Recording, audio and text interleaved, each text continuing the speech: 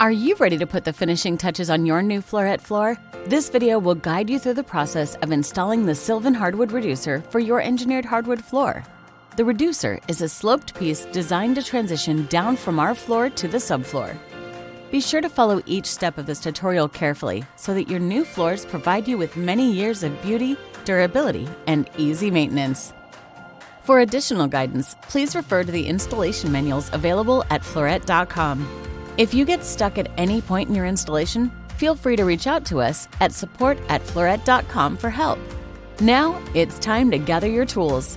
To install a Sylvan Hardwood Reducer, you'll need the following tools: a power saw, construction adhesive, a ruler or measuring tape, and coarse sandpaper.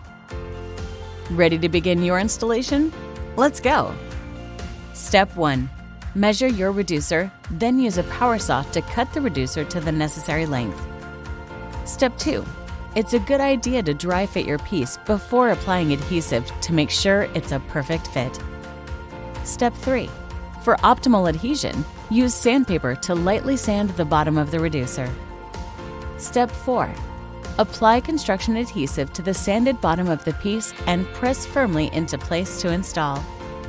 Step 5. Weigh down the reducer according to the adhesive manufacturer's instructions. Construction adhesive is typically repositionable for up to 30 minutes after installation, so if you need to make any adjustments, be sure to do so within that time.